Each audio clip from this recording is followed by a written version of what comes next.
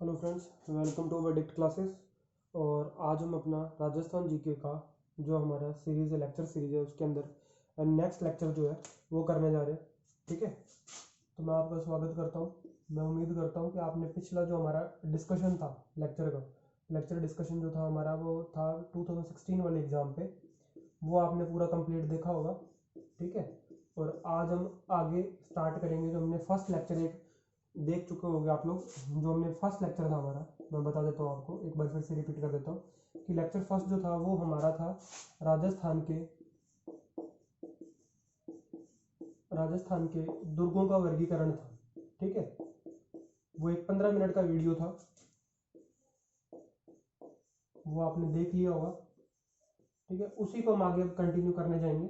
जो हमारा टॉपिक था राजस्थान के दुर्ग, उसी को हम आगे बढ़ाने जाएंगे। ठीक है, लेक्चर 1 के अंदर हमने पढ़ लिया था कि राजस्थान के जो दुर्ग हैं वो कितनी कैटेगरी के अंदर वर्गीकृत किए गए हैं। ठीक है, वहां पर मैंने आपको बताया था, एक छोटा सा मैं इंट्रोडक्शन दे देता हूँ पिछले लेक्चर का, अगर आप लोगों ने देखा या नहीं देखा, फिर भी मैं एक बार रिपीट कर देता हूँ कि इससे पिछले वाले लेक्चर के अंदर हमने पढ़ा था कि कौटिल्य, मनु, या हम बात करें शुक्र नीति की, तो सभी की सभी नीतियों के अंदर जो राजस्थान के दुर्ग हैं उनको बहुत ही इंपॉर्टेंट बताया गया। ठीक है, मैंने बताया था पिछले लेक्चर के अंदर कि शुक्र नीति के अनुसार राजस्थान के दुर्गों को 9 कैटेगरीज के अंदर डिवाइड किया गया।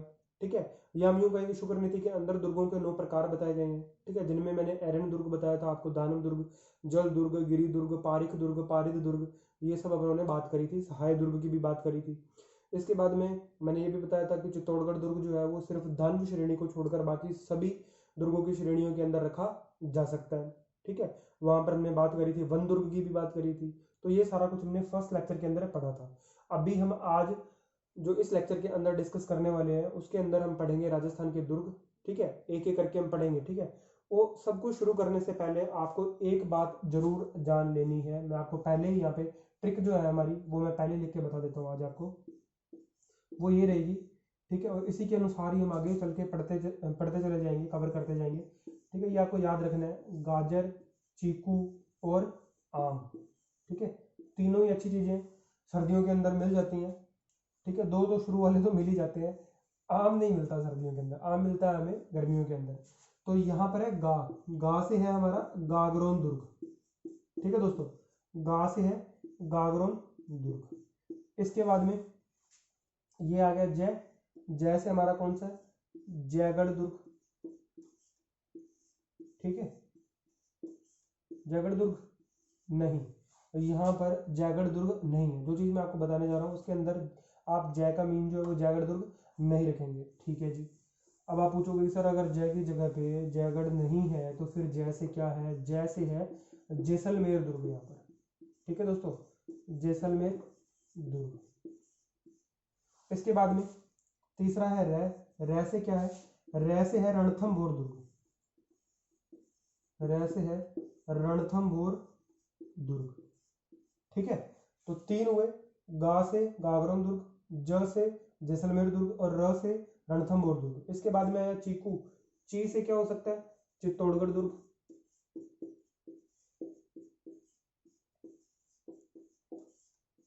ठीक है, और कू से क्या होगा, कुंभलगढ़ दुर्ग।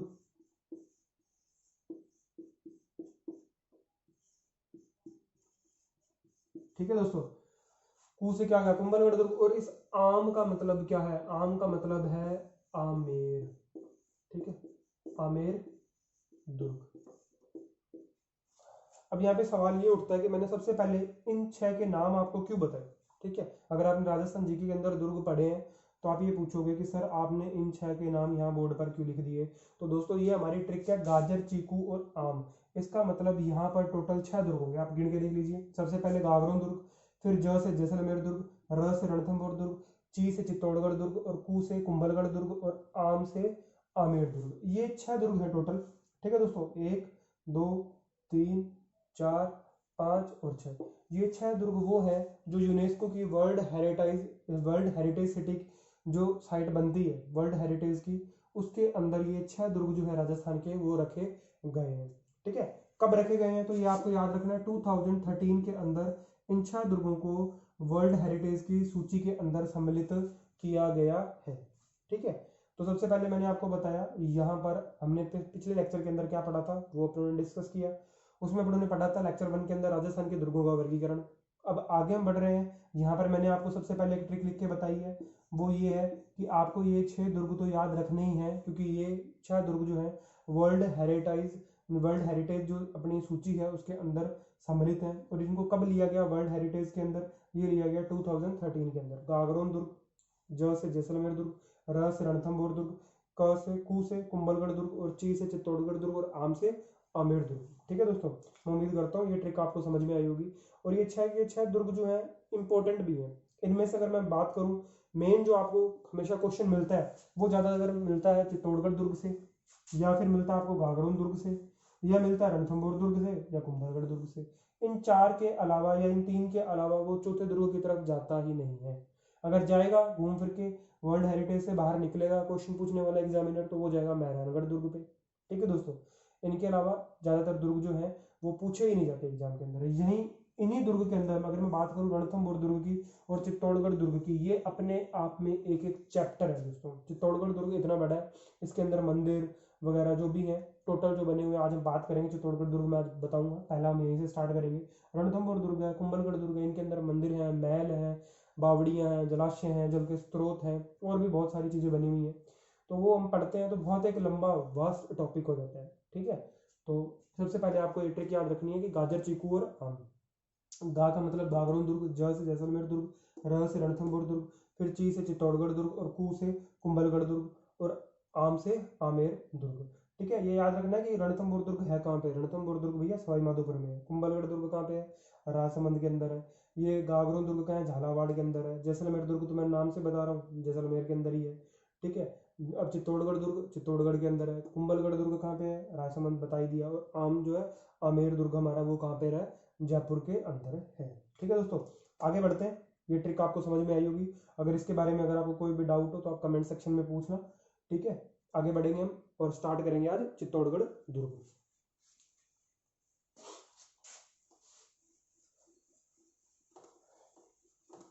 अब देखो दोस्तों, अगर हम बात करें चित्तौड़गढ़ दुर्ग की, तो सबसे प्राचीन काल के अंदर देखा जाए सबसे प्राचीन जो हिस्ट्री मिलती है वो हमें चित्तौड़गढ़ दुर्ग की ही मिलती है। और अगर क्वेश्चन ऐसे पूछा जाता है कि राजस्थान का ऐसा कौन सा दुर्ग है जिसके अंदर खेती करने के साक्ष्य मिले हैं या सबूत मिले हैं खेती करने के अंदर। ठीक है, ये मैं एक जनरल सी लाइन डिस्कस कर रहा हूँ। ठीक है, अभी हम चित्तौड़गढ़ दुर्ग को पढ़ेंगे तो वहां पर ये पूरी लाइन इसका मतलब भी बताऊंगा मैं, कैसे कहाँ से कैसे आया, ये क्या था। तो अगर पूछा जाए कि राजस्थान के दुर्गों में वह कौन सा दुर्ग है जहां पर खेती करने के या कृषि करने के साक्ष्य मिले हैं, तो वो है हमारा चित्तौड़गढ़ दुर्ग। ठीक है दोस्तों, और चित्तौड़गढ़ दुर्ग के बारे में एक बात भी कही जाती है ना, गढ़ तो है कौन सा? चित्तौड़गढ़ गढ़, बाकी सब गढ़िया। ठीक है, तो ये एक फेमस लाइन है जो चित्तौड़गढ़ दुर्ग के बारे में कही जाती है। ठीक है, स्टार्ट करते हैं अपने आज अपना सबसे पहला दुर्ग, और वो कौन सा है? चित्तौड़गढ़ दुर्ग।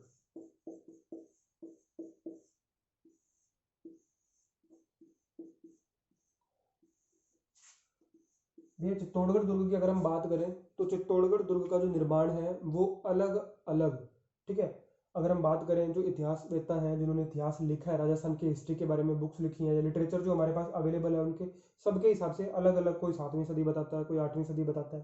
ठीक है, अपन जो यहाँ पर मानेंगे वो किसको मानेंगे? राजस्थान बोर्ड की किताब को मानेंगे। और राजस्थान की बोर्ड की जो किताब है उसके अंदर चित्तौड़गढ़ दुर्ग जो है उसके लिए बताया हुआ है कि इसका निर्माण जो है वो 7वीं शताब्दी के अंदर 7वीं शताब्दी के अंदर किसने करवाया है? वो करवाया चित्रांग मौर्य ने। ठीक है, किसने करवाया दोस्तों? चित्रांग मौर्य ने करवाया निर्माण 7वीं शताब्दी के अंदर। ठीक है, अब ये जो चित्रांग मौर्य ने निर्माण करवाया है ये भी कहीं ना कहीं पे प्रूफ होगा। अगर मैं इसकी बात करूं कि ये निर्माण जो है 7वीं शताब्दी में चित्रांग मौर्य ने करवाया, तो इसका प्रूफ क्या है? तो इसका प्रूफ है भैया, एक पुस्तक है हमारे पास, वो है कुमारपाल प्रबंध। कौन सी है? कुमारपाल प्रबंध के अनुसार ये बात कही गई है, ये प्रूफ दिया गया है कि चित्रांग मौर्य ने 7वीं-8वीं शताब्दी के मध्य में चित्तौड़गढ़ दुर्ग का निर्माण करवाया। ठीक है, अब अपन बात करें चित्तौड़गढ़ दुर्ग के इतिहास की, तो इसका इतिहास बहुत पुराना है। क्यों? क्योंकि 7वीं से 8वीं शताब्दी के अंदर चित्तौड़गढ़ दुर्ग का निर्माण हो चुका था और आज आज़ादी के बाद भी हम अगर यहाँ पे जाकर देखते हैं चित्तौड़गढ़ दुर्ग हमें मिलता है। तो इतिहास लगभग 2000 साल, है ना, अगर कहें तो 2000 साल तो नहीं है इसका, ठीक है, लेकिन ये तो है कि लगभग 1200 वर्ष तो है इसका इतिहास। 1200 वर्ष की जिस दुर्ग की हिस्ट्री है बहुत लंबी चौड़ी होगी अपने आप में, बहुत सारी बातें यहाँ से जुड़ी हुई होंगी, ठीक है। तो वो सारी हम एक एक करके पढ़ते चले जाएंगे। तो सबसे पहले इस दुर्ग का निर्माण जो है वो कुमारपाल प्रबंध के अनुसार चित्रांग मौर्य ने करवाया, ठीक है। लगभग 10वीं शताब्दी तक इस दुर्ग के ऊपर यहाँ पर जो था मौर्य वंशी शासकों का अधिकार रहा। इसके बाद में ये दुर्ग जो है वो गुहिलों के अंदर गुहिलों के अंडर में चला गया, या मैं यूं कहूँ कि गुहिलों के शासन के अंदर आ गया। और गुहिल जो थे उनका मेन जो शासन था वो कहाँ था? मेवाड़ के ऊपर था, है ना। राजस्थान की हिस्ट्री जब हम पढ़ते हैं तो राजस्थान को 4 टुकड़ों के अंदर या 5 टुकड़ों के अंदर हम डिवाइड करके पढ़ते हैं, ठीक है। जिनमें जो मेन राजा जो थे सबसे ज्यादा, जिनको हम आज भी याद करते हैं, वीर शिरोमणि महाराणा प्रताप, ठीक है। तो वो कौन सी रियासत के थे, या मैं यूं कहूँ कि कौन से शासन में थे? वो थे मेवाड़ के अंदर, मेवाड़ के राजाओं के अंदर आते हैं, ठीक है। तो गुहिल जो थे राजपूतों की एक शाखा थी गुहिल, है ना। और गुहिला द्वितीय माना जाता है, या मैं यूं कहूँ कि बप्पा रावल जो है इनकी जो गुहिल जो शाखा थी उसके अंदर चित्रांग मौर्य को हराने वाला सबसे पहला शासक जो था वो था। और इस दुर्ग पे अधिकार करने वाला जो था मेवाड़ के राजाओं के अंदर से अगर बात करूं तो वो था बप्पा रावल। बप्पा रावल ने क्या किया? चित्रांग मौर्य को हरा दिया। इसका नाम इतिहास के अंदर हमें मान मोरी भी मिलता है। क्या मिलता है भैया? मान मोरी। चित्रांग मौर्य का नाम ही मान मोरी भी मिलता है। अगर आपको कुछ किताबों के अंदर चित्रांग मौर्य लिखा हुआ मिलेगा, कुछ के अंदर मान मोरी लिखा हुआ मिलेगा, भैया ये कंफ्यूज नहीं होना, दोनों चीजें एक ही है, ठीक है। तो ये मैंने कहा कि बप्पा रावल जो मेवाड़ की गुहिल शाखा जो थी, गुहिल क्षत्रिय जो थे, राजपूत थे, उनके जो हम कहें कि पूर्वज जो थे जिन्होंने स्टार्ट किया था गुहिल वंश, ठीक है, उन्होंने क्या किया था? चित्रांग मौर्य को हराया था और इस दुर्ग पर सबसे पहले चित्तौड़गढ़ दुर्ग पर अधिकार कर लिया था। अब आप पूछोगे कि सर ये बात कब की थी? तो ये बात थी लगभग आप देख लो जब चित्रांग मौर्य ने इस दुर्ग को बनवाया 7वीं से 8वीं शताब्दी, तो उसके आसपास ही कर लिया होगा, ठीक है। अलग अलग बुक्स के अंदर इसकी जो ईस्वी है, सन है, वो अलग अलग मिलता है, ठीक है। जहां तक मैं उम्मीद करता हूँ आपको समझ में आया होगा, ठीक है। अब मान मोरी जो था इसको हराया किसने? वो हराया था बप्पा रावल ने, ठीक है। यहाँ लिख रहा हूँ, बप्पा रावल ने हराया था। और सबसे पहले चित्तौड़गढ़ दुर्ग के ऊपर ऐसा राजपूत क्षत्रिय जिसने अधिकार किया था वो था बप्पा रावल। और ये कौन सी शाखा थी मेवाड़ की? ये गुहिल शाखा थी, ठीक है, गुहिल शाखा, ये याद रखेंगे। इससे पहले ब्रो ने बात किया कि वर्ल्ड हेरिटेज सूची के अंदर हमारे राजस्थान के कौन से दुर्ग हैं। तो टोटल 6 दुर्ग हैं जो यूनेस्को की वर्ल्ड हेरिटेज साइट जो है उसकी जो लिस्ट है उसके अंदर राजस्थान के 6 दुर्ग हैं। गाजर, चीकू और आम, ये याद रखना है, भूलना नहीं है। गाजर, चीकू और आम, कुछ भी भूल जाओ रात को सोते जगते 2 बार नाम जरूर लेना। गाजर, चीकू, आम ये नहीं भूलना है, बस ये अलाउड नहीं है आपको भूलना। गाजर, चीकू, आम याद रखेंगे। फिर मैंने कहा कि चित्तौड़गढ़ दुर्ग जो है इसका निर्माण चित्रांग मौर्य ने करवाया था। भैया चित्तौड़गढ़ दुर्ग जो है ना बहुत एक ऊंची पहाड़ी पर बना हुआ है, ठीक है। और वो पहाड़ी की हाइट लगभग अगर मैं बात करूं तो वो है 616 मीटर ऊंचाई है, ठीक है। और ये जो पहाड़ी है ये एक पठार के ऊपर है, ठीक है। पठार का मतलब प्लेट्यू, जिन लोगों को हिंदी में पढ़ने में दिक्कत आती है बता दूं, पठार को प्लेट्यू बोलते हैं, ठीक है। और वो कौन सा है? मेसा का पठार। किसके ऊपर बना हुआ है? मेसा के पठार के ऊपर बना हुआ है, ठीक है। मेसा का जो पठार है वो 616 मीटर की ऊंचाई पर हमारे कौन सा बना हुआ है दुर्ग? वो चित्तौड़गढ़ दुर्ग बना हुआ है। किसके ऊपर बना हुआ है? मेसा के पठार पे है, ठीक है। अब इसके बाद में और जियोग्राफिकली हम बात करें तो चित्तौड़गढ़ दुर्ग हम ये भी कह सकते हैं कि गंभीरी और बेड़च नदियों के संगम पर बना हुआ है, ठीक है। तो सबसे पहले आप देखो किसी भी चीज को पढ़ने से पहले उसका हिस्ट्री बहुत जरूरी होती है, फिर उसके बाद में हिस्ट्री के बाद में उसकी जियोग्राफी बहुत जरूरी होती है। तो हमने हिस्ट्री के अंदर तो पढ़ा कि भैया बनवाया किसने, ठीक है, और ये पहुंचा कैसे, जो हमारे मेवाड़ के राजा हैं उनके पास पहुंचा कैसे। तो मैंने बताया कि बप्पा रावल ने चित्रांग मौर्य या मान मौर्य को हराया और इस दुर्ग पर अधिकार कर लिया। ये तो हुई इसकी निर्माण की बात।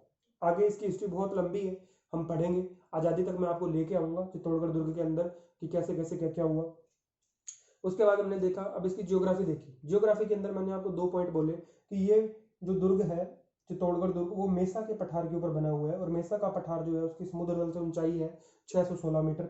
आप सिविल इंजीनियर हो, है ना, पढ़ने वाले, तो मैं आपको बता देता हूँ समुद्र तल से ऊंचाई मतलब मीन सी लेवल से हाइट कितनी है? 616 मीटर। फिर इसके बाद में हमने ये बोला कि मेसा के पठार के ऊपर बना हुआ है। जियोग्राफिकली अगर दूसरी इंपॉर्टेंट बात हम याद रखना चाहें तो वो बात कौन सी है कि चित्तौड़गढ़ दुर्ग जो है वो गंभीरी व बेडच नदियों के संगम पर बना हुआ है, याद रखेंगे। ठीक है, जल दुर्ग नहीं है, मैं फिर से बता रहा हूं आपको कि ये जल दुर्ग नहीं है, ये गंभीरी में बेडच नदियों के संगम पर बना हुआ है, पानी के अंदर नहीं है। पानी के अंदर होना और संगम पर बना होना दोनों अलग अलग बातें हैं। ठीक है, अगर पानी के अंदर होने की बात करें तो फिर भैया आप रख सकते हो यहाँ पे राजस्थान के अंदर ऐसे दो दुर्ग है, एक तो गागरोन दुर्ग, ठीक है, और दूसरा हमारा जो है वो है भैंसरोडगढ़ दुर्ग। आप ये दोनों के दोनों पानी के अंदर है। गागरोन दुर्ग जो है मैं आपको बता दूं ये काली सिंध और आहू नदियों के संगम पर बना हुआ है। राजस्थान टूरिज्म की आप एक बार वीडियो सर्च करना यूट्यूब पे, आपको मिलेगी, उसके अंदर दिखाया हुआ है गागरोन दुर्ग। ठीक है, झालावाड़ के अंदर है ना, संत पीपा की। बस मेरे को यहीं पे अभी चित्तौड़गढ़ दुर्ग की बात करनी है, बाकी सब नहीं बताऊंगा। अपन ने क्या बोला कि यहाँ पर जियोग्राफिकली हमें दो बातें याद रखनी है। पहली ये कि चित्तौड़गढ़ दुर्ग जो है वो गंभीरी व बेडच नदियों के संगम पर बना हुआ है, और दूसरा मेसा के पठार के ऊपर स्थित है जो कि 616 मीटर की ऊंचाई पर है। यहाँ तक आपको समझ में आया होगा। अब अपने आगे बढ़ेंगे कि इस दुर्ग के अंदर गेट कौन से हैं, महल कौन से हैं, मंदिर कौन से हैं, यहाँ पर साके कौन से हुए, वो सब हम डिस्कस करते हैं। ठीक है दोस्तों, मैं एक बार फिर से उस इंपॉर्टेंट लाइन को फिर से आपको याद करवा देता हूँ कि अगर ये क्वेश्चन पूछा जाए कि राजस्थान में ऐसा कौन सा दुर्ग है जहां पर कृषि करने के साक्ष्य सबसे पहले मिले, तो वो कौन सा दुर्ग होगा भैया, वो दुर्ग होगा चित्तौड़गढ़ दुर्ग। ठीक है, याद रखेंगे, चित्तौड़गढ़ दुर्ग कौन सा दुर्ग है जहां पर खेती करने के सबूत सबसे पहले मिले, या साक्ष्य सबसे पहले मिले, या प्रूफ मिले एग्रीकल्चर करने के, वो दुर्ग कौन सा है, चित्तौड़गढ़ दुर्ग है। और हमारी ट्रिक क्या है, वर्ल्ड हेरिटेज साइट के अंदर जो दुर्ग हैं उनको याद रखने की, गाजर, चीकू और आम। ये ऐसे बस आप बोलते रहो राजस्थान जीकेगा, आपको उंगलियों पे हो जाएगा। अगर आप मेरी तरह याद करना सीख गए तो बस बोलते रहो, लगातार बोलते रहो, आपको चीजें याद हो जाएंगी। ठीक है, अब चित्तौड़गढ़ दुर्ग के अंदर आते हैं। हमने बात करी कि ये 616 मीटर की ऊंचाई पर स्थित है, मेजा के पठार के ऊपर स्थित है, गंभीरी व बेडच नदियों के संगम पर बना हुआ है। अब चित्तौड़गढ़ दुर्ग के अंदर एंटर करने के लिए इसका एक प्रवेश द्वार भी होगा, है ना, एक एंट्री गेट भी होगा। और इस प्रवेश द्वार का क्या नाम है, इस प्रवेश द्वार को क्या बोला जाता है भैया, पाड़न पोल। ठीक है, याद रखेंगे, यही बात सबसे इंपॉर्टेंट है। ठीक है, जैसे चित्तौड़गढ़ दुर्ग है तो चित्तौड़गढ़ दुर्ग के अंदर अब प्रवेश द्वार जो है वो पाड़न पोल है। ऐसे आप अब कहोगे कि सर बाकी सारे दुर्गों के अंदर भी होंगे प्रवेश द्वार, हाँ, लेकिन आपको इनमें से कुछ के ही याद रखने हैं। जैसे ये पाड़न पोल जो है ये पूछा हुआ है पहले भी। ठीक है, ऐसे रणथंभौर दुर्ग का जो प्रवेश द्वार है उसको नौलखा दरवाजा बोलते हैं। वहां पर अपना जो है त्रिपोलिया त्रिपोलिया दरवाजा भी है, मतलब 3 गेटों का समूह है। वहां पे सुपारी महल है। नहीं, रणथंभौर दुर्ग अभी नहीं बताना मेरे को, चित्तौड़गढ़ दुर्ग बताने पहले। तो यहाँ पर चित्तौड़गढ़ दुर्ग का जो प्रवेश द्वार है वो कौन सा है, पाड़न पोल। ठीक है, और इसी प्रवेश द्वार के पीछे एक स्मारक बना हुआ है, और वो स्मारक किसका है, वो स्मारक है हमारा, मगर बात करें तो वो है रावत बाघ सिंह का। आप याद रखेंगे, रावत बाघ सिंह का। ठीक है, याद रह जाएगा यहाँ तक कि चित्तौड़गढ़ दुर्ग का जो प्रवेश द्वार है वो कौन सा है, पाड़न पोल है। और इस पाड़न पोल जो ये दरवाजा बना हुआ है इसके जस्ट पीछे जो है वो क्या बना हुआ है, स्मारक बना हुआ है, और किसका बना हुआ है, रावत बाघ सिंह का बना हुआ है। ठीक है, अब आगे बढ़ते हैं, आगे इसके अंदर कौन कौन से दरवाजे हैं। दूसरा दरवाजा जो है वो है भैरव पोल। ठीक है, दूसरा दरवाजा चित्तौड़गढ़ दुर्ग का कौन सा है, भैरव पोल। भैरव पोल के बाद में तीसरा दरवाजा कौन सा है, हनुमान पोल। ठीक है, अब आप कहोगे सर ऐसे बहुत सारे दरवाजे हैं, कुल कितने दरवाजे हैं, तो भैया टोटल जो इसके अंदर दरवाजे हैं इस दुर्ग के अंदर वो है 7 दरवाजे। ठीक है, कितने दरवाजे हैं टोटल, 7 दरवाजे, जिनमें से मैंने पहला बताया पाड़न पोल, दूसरा दरवाजा है भैरव पोल, तीसरा दरवाजा है हनुमान पोल। ठीक है, और इसके बाद में आगे बढ़ते चले जाएंगे, आगे कौन से दरवाजे आएंगे, आगे आएंगे भैरव पोल, हनुमान पोल, पाड़न पोल तो आगे, इनके बाद में आएगा गणेश पोल। ठीक है, इसके बाद में आएगा गणेश पोल। सारे दरवाजे याद करने की जरूरत नहीं है आपको, सिर्फ ये मैंने बताया है कि ये, क्योंकि ऐसे गणेश पोल जो है, हनुमान पोल, भैरव पोल, बहुत ही कॉमन नाम है। ठीक है, रणथंभौर दुर्ग की बात करेंगे तो वहां पर भी इन्हीं दरवाजों के नाम आएंगे, आप कंफ्यूज हो जाओगे। ऐसा क्वेश्चन कभी भी एग्जाम पॉइंट ऑफ व्यू से नहीं पूछा जाता जो एक ही नाम की चीजें जो है कई जगह, जैसे देखो आपने राजस्थान जीके के अंदर कई बार देखा होगा कि बादल महल, बादल महल रणथंभौर दुर्ग के अंदर भी है बादल महल, ये आपको यहाँ भी मिलेगा, चित्तौड़गढ़ दुर्ग के अंदर भी मिलेगा। आपसे फिर पूछ लेगा कि सावन भादो झरना कहाँ पर है, फिर आप वो बताने बैठ जाओगे। फिर आप कहोगे कि हाँ ऐसे ही एक दो चीज़ें और है जो यहाँ से सावन भादो कढ़ाई का रखी हुई है, तो ये बहुत सारी चीज़ें हैं जो एक दूसरे से रिलेटेड होती हैं। ऐसा एग्जाम पॉइंट ऑफ व्यू से इंपॉर्टेंट नहीं होता। आपको सभी कहेंगे कि हाँ ये इंपॉर्टेंट है, इसको भी रट लो, उसको भी रट लो, सब कुछ नहीं रटना। अभी कंपटीशन निकालने के लिए ये इंपॉर्टेंट नहीं है कि आपको क्या पढ़ना है। मैं फिर से एक बात बताऊंगा, आपको वर्डिक्ट क्लासेस के अंदर यही जानना है कि क्या नहीं पढ़ना, क्या नहीं पढ़ना, छोड़ना क्या है, ये सबसे इंपॉर्टेंट बात है। तो छोड़ना है हमें बादल महल। अब बादल महल चित्तौड़गढ़ दुर्ग के अंदर भी है, ठीक है, गोरा बादल महल जो है। अब गोरा बादल की बात करेंगे अपने आगे, तो गोरा और बादल कौन थे? रानी पद्मिनी। आपने मूवी देखी होगी पद्मावत, तो उसमें भी बताया हुआ है कि रानी पद्मावती जो थी, उसके चाचा और भैया जो थे वो थे गोरा और बादल। उन्होंने यहाँ पर युद्ध किया था, 1303 ईस्वी के अंदर पहला साका हुआ था, ठीक है। तो ये भी अपने धीरे धीरे आगे बात करेंगे। अपने बात कर रहे थे प्रवेश द्वार की, प्रवेश द्वार था पाड़न पोल, उसके बाद में अन्य दरवाजे भैरव पोल, हनुमान पोल, गणेश पोल, लक्ष्मण पोल, राम पोल, ऐसे करके बहुत सारे दरवाजे हैं। लेकिन वो बहुत सारे दरवाजे कहाँ खत्म हो जाएंगे? 7 नंबर पे, ठीक है। अब अपने आगे बढ़ते हैं किस दुर्ग के अंदर और आगे क्या क्या चीजें हैं इंपॉर्टेंट जो हमारे एग्जाम पॉइंट ऑफ व्यू से हमें याद रखनी है।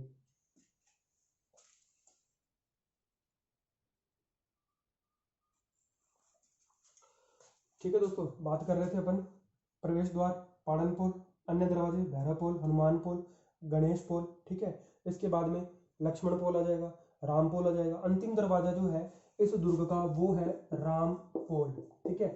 और ये जो राम पोल है अंतिम दरवाजा, इसी दरवाजे के पीछे एक और स्मारक बना हुआ है और वो है पत्ता सिसोदिया का स्मारक है, ठीक है। अब पत्ता सिसोदिया को याद कैसे रखना है, तो इसके पीछे की कहानी थोड़ी सी आपको जाननी जरूरी है। पत्ता सिसोदिया जो था, इनका जो है प्राणोत्सर्ग कब हुआ था? चित्तौड़ का जब दूसरा साका हुआ था, दूसरा साका जब हुआ था चित्तौड़ का, उस समय पे पत्ता सिसोदिया ने वीरगति को प्राप्त हुए थे, ठीक है। युद्ध हुआ था मालवा के जो थे जो सुल्तान थे उनके साथ हुआ था, मेवाड़ के महाराणा का। उस समय पे इन्होंने अपने प्राणों का बलिदान दिया था। तो पत्ता सिसोदिया का जो स्मारक बना हुआ है वो इस दुर्ग के अंतिम दरवाजे रामपोल के पीछे बना हुआ है, ठीक है। ये आपको याद रखना है। अब एक यहाँ पर बहुत इंपॉर्टेंट बात उठती है कि चित्तौड़गढ़ दुर्ग जो है, इसके ऊपर अधिकार करने के लिए जितने आज तक युद्ध लड़े गए हैं हिस्ट्री के अंदर, उससे ज्यादा किसी और दुर्ग पर अधिकार करने के लिए कभी भी युद्ध नहीं लड़े गए। तो ये आपको याद रखना है, फैक्ट बात है कि चित्तौड़गढ़ दुर्ग के ऊपर अधिकार करने के लिए जितने युद्ध लड़े गए हैं उतने आज तक इतिहास के अंदर किसी अन्य दुर्ग पर अधिकार करने के लिए युद्ध नहीं लड़े गए, ठीक है। अब आगे बढ़ते हैं हम लोग। हमने यहाँ पे दरवाजे पढ़ लिए, ठीक है। इस दुर्ग की ज्योग्राफी पढ़ी हमने। इस दुर्ग की अगर अपने बात करें कि सर प्रकोटा कितना है ना, क्योंकि पिछली बार का जो हमारा पेपर है 2016 के अंदर, वहां पर प्रकोटे से रिलेटेड एक क्वेश्चन पूछा हुआ है और वो पूछा कि चीन की दीवार के बाद में दूसरा सबसे बड़ा प्रकोटा किस दुर्ग का है? भैया वो था कुंभलगढ़ दुर्ग का। अब आपको कहोगे सर स्पीड ज्यादा है, क्योंकि वीडियो लंबी बन जाएगी इसलिए मैंने स्पीड बढ़ा रखी है आज। तो चित्तौड़गढ़ दुर्ग का जो हमारा प्रकोटा है वो कितना है? 13 किलोमीटर का, याद रखेंगे, ठीक है। अगर हम बात करें क्षेत्रफल की, तो ये पूरे भारत का, राजस्थान का ही नहीं भैया, पूरे भारत का सबसे बड़ा दुर्ग। मैं क्या कह रहा हूँ? सबसे बड़ा। सबसे बड़ा किस सेंस में कह रहा हूँ? लंबा, ठीक है, लंबाई के पर्पज से कह रहा हूँ मैं, लंबा दुर्ग है ये। राजस्थान का सबसे कौन सा है? लंबा दुर्ग। ऐसे तो 32 किलोमीटर का प्रकोटा कुंभलगढ़ दुर्ग का, लेकिन यहाँ पर लंबाई की बात हो रही है, तो चित्तौड़गढ़ दुर्ग जो है वो लंबा है। इस दुर्ग के अंदर हमें कृषि करने के साक्ष्य मिले हैं, मतलब एग्रीकल्चर जो है फार्मिंग करने के जो है यहाँ पर प्रूफ मिलते हैं। इस दुर्ग का एंट्री गेट कौन सा है भैया? वो है पाड़न पोल, जिसके पीछे क्या बना हुआ है? रावत बाग सिंह का स्मारक बना हुआ है। अंतिम पोल कौन सा है? राम पोल है, जिसके पीछे पत्ता सिसोदिया का स्मारक बना हुआ है, ठीक है। याद रखेंगे, पत्ता सिसोदिया का स्मारक बना हुआ है। फिर मैंने बताया आपको कि इस दुर्ग का प्रकोटा 13 किलोमीटर लंबा है और ये भारत का सबसे लंबा दुर्ग है, ठीक है। यहाँ तक आपको समझ में आया। आगे बढ़ते हैं।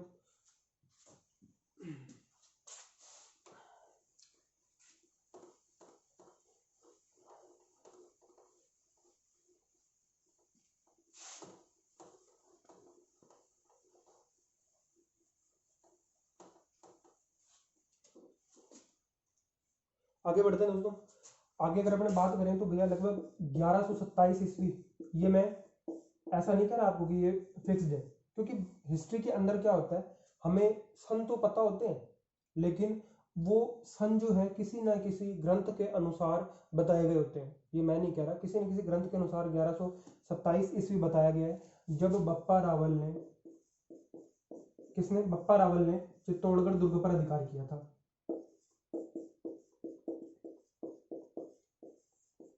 चित्तौड़गढ़ दुर्ग पर अधिकार किया। ठीक है, अब 1127 से लेकर 1303 ईस्वी तक इस दुर्ग पर घुइल वंशीय राजाओं का अधिकार रहा। 1303 ईस्वी के अंदर आखिर ऐसा क्या हुआ था भैया? तो 1303 ईस्वी के अंदर जो मेवाड़ के रावल रतन सिंह उस टाइम जो राजा थे, उनको हराकर अलाउद्दीन खिलजी ने, इनको किसने हराया था? अलाउद्दीन खिलजी ने।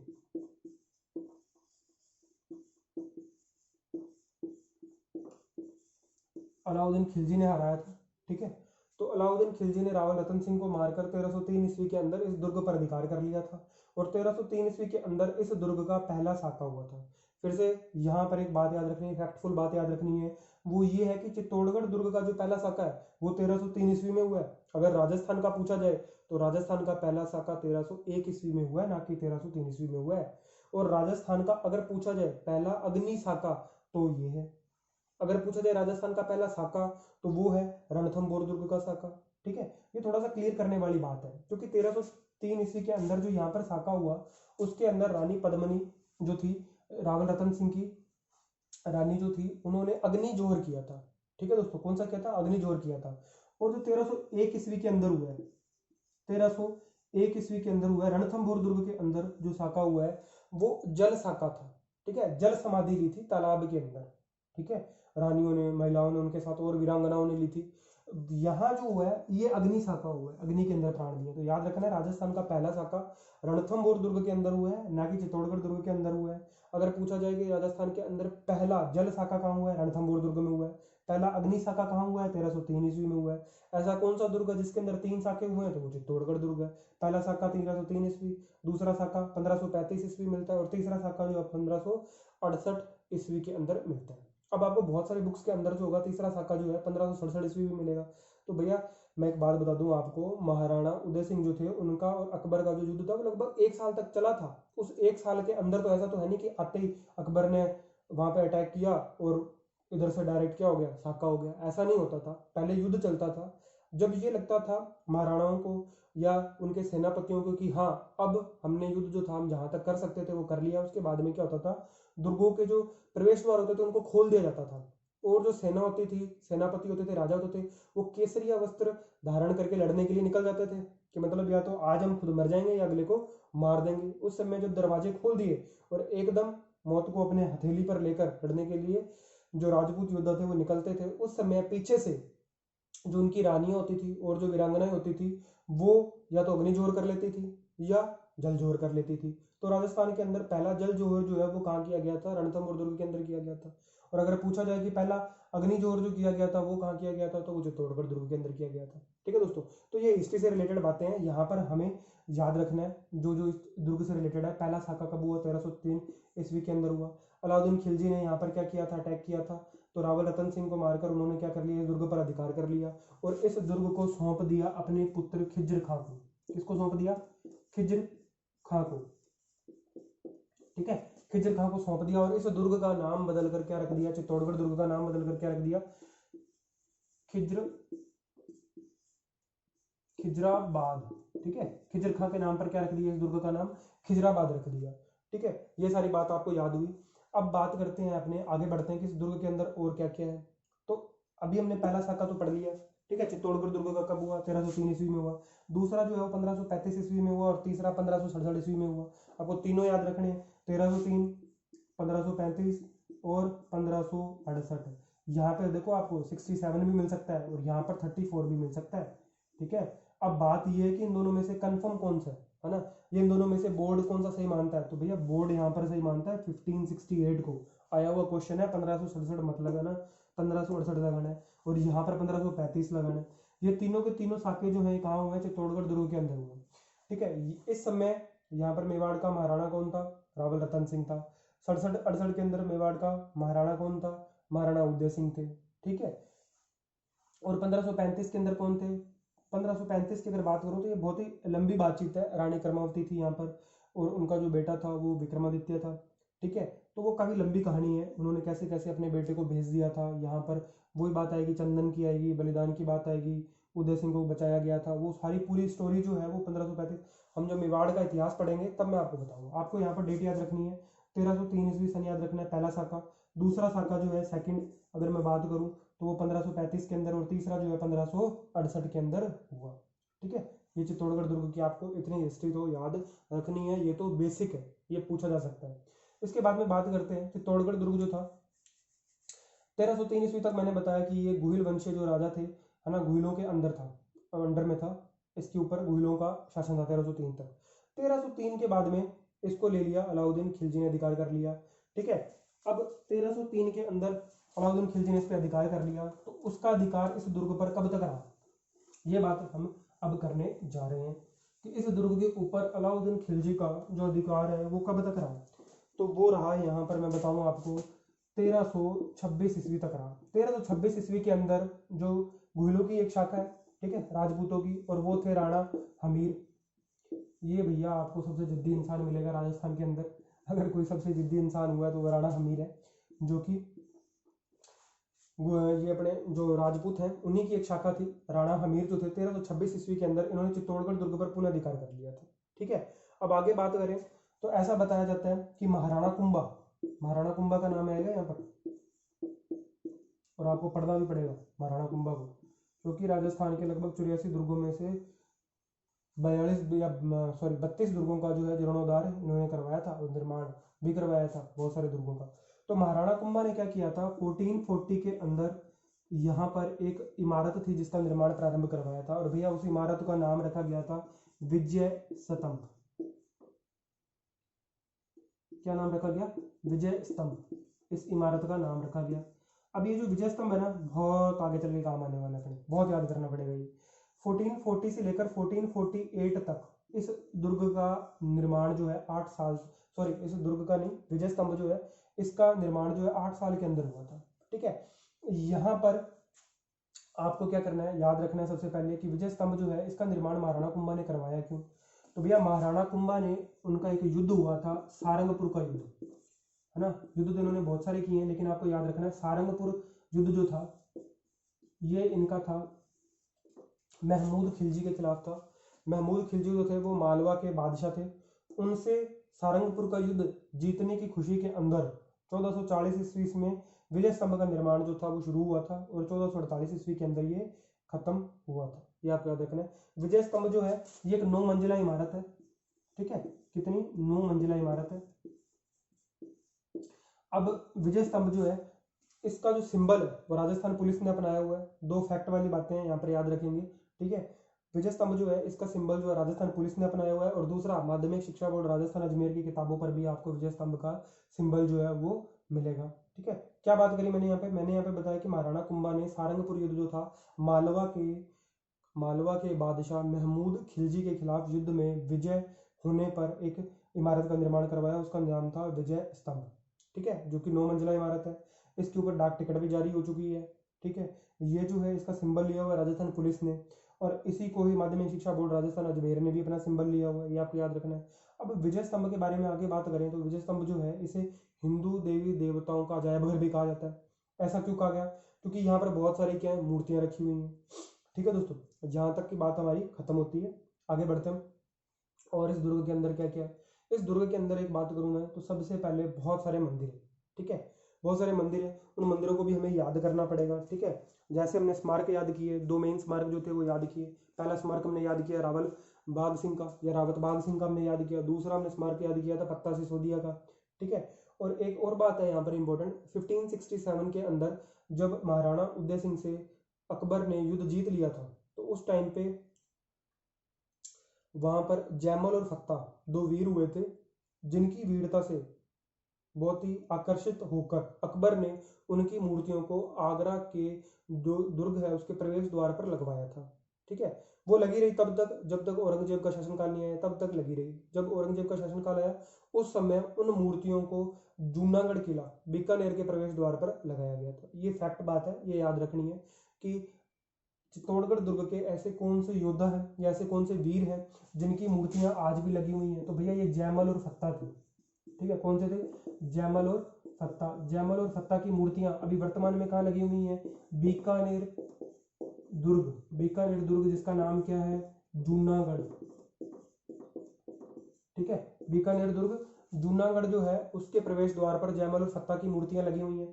पहले ये कहाँ लगी हुई थी? पहले लगी हुई थी आगरा के दुर्ग के प्रवेश द्वार पर लगी हुई थी। किसने लगवाई थी? अकबर ने लगवाई थी। कब तक लगी रही? औरंगजेब के शासनकाल तक। जब औरंगजेब का शासनकाल आया तो ये कहाँ पहुंच गई?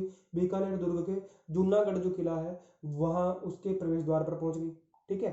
और ये अभी भी वर्तमान में भी वहां के प्रवेश द्वार पर जयमल और फत्ता की मूर्तियां लगी हुई हैं। तो ये टोटल था हिस्ट्री से रिलेटेड जो हमें चित्तौड़गढ़ दुर्ग के बारे में याद रखना है। अब अपने वापस आते हैं इसकी ज्योग्राफी पे। ठीक है, ज्योग्राफी के लिए बात करते हैं कि इसके अंदर है क्या क्या क्या है। अब कौन कौन से मंदिर है, अब हम मंदिरों की बात करेंगे चित्तौड़गढ़ दुर्ग के।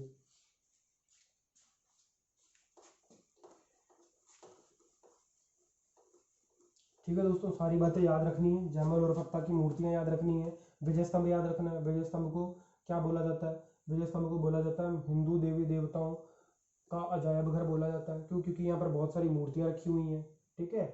और जो महाराणा कुंभा जो है इनके जो अपने बात करें कि इनको ये मानते किनको थे, तो ये मानते थे विष्णु जी को। उसका इसके अंदर सबसे पहले मंदिर बना हुआ है। ये फिर बहुत ज़्यादा डीप हो जाएगा, वहां तक अपने को नहीं जाना।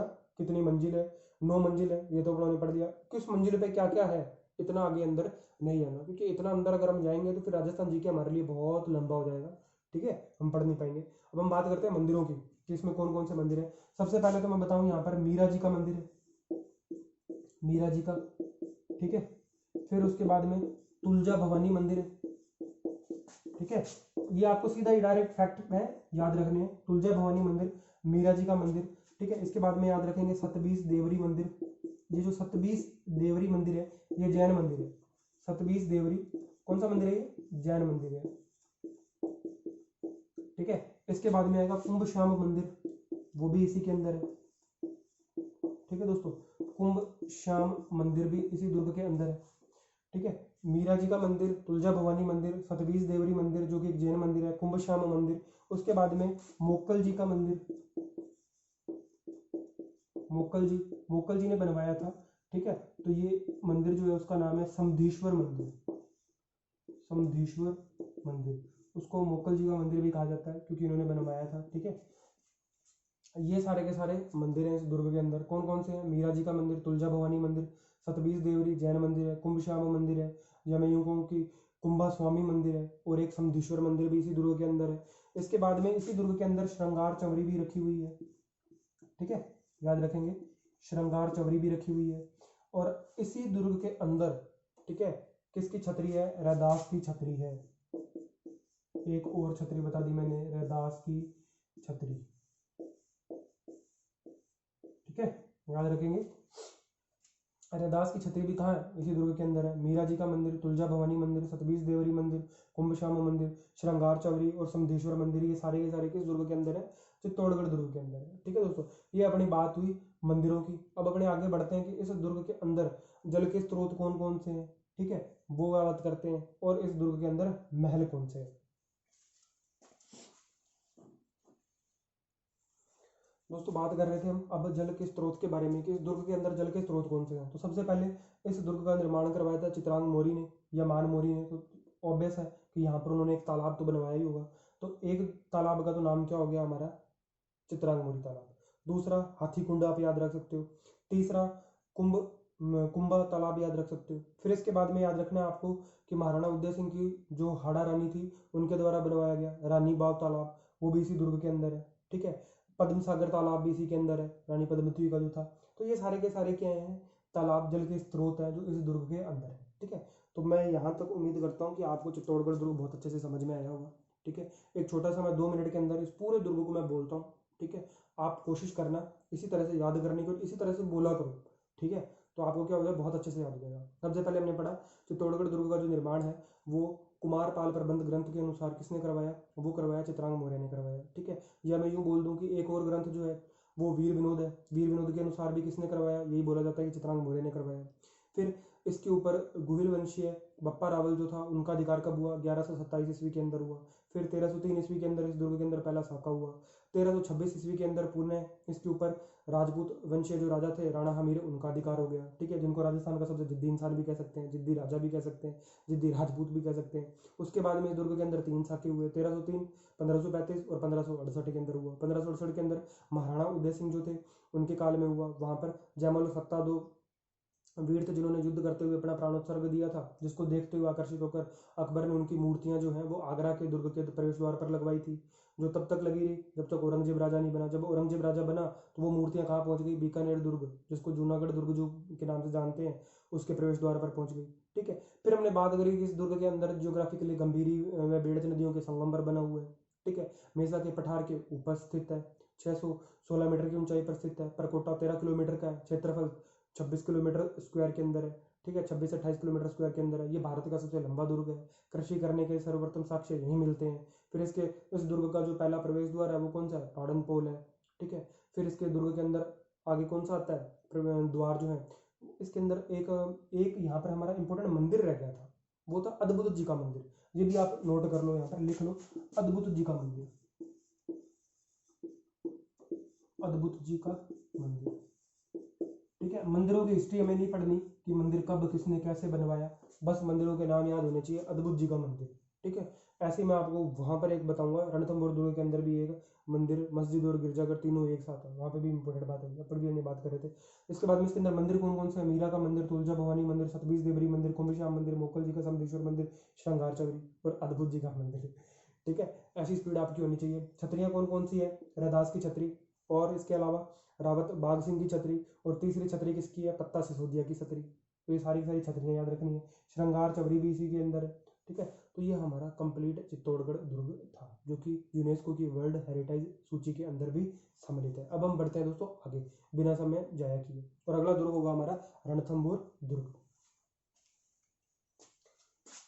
हाँ, इस दुर्ग के बारे में हमने अभी तक बात जो थी वो लास्ट मैंने लिखा नहीं है बोर्ड पर, बाकी हमने इस दुर्ग के जो जल के स्रोत है ना, जलाशय, उनके बारे में भी बात कर ली थी। तो जलाशय कौन कौन से हैं अभी मैंने आपको बताया था।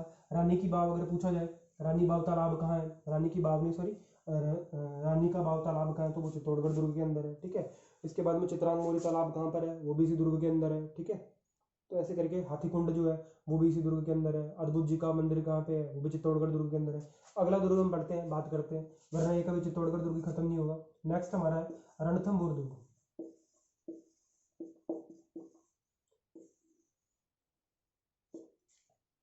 रणथंभौर दुर्ग, ठीक है। अगला दुर्ग हमारा है रणथंभौर दुर्ग। दोस्तों मैं पानी पी के आता हूँ, ठीक है, जब तक आप रिवाइज करो चित्तौड़गढ़ दुर्ग को।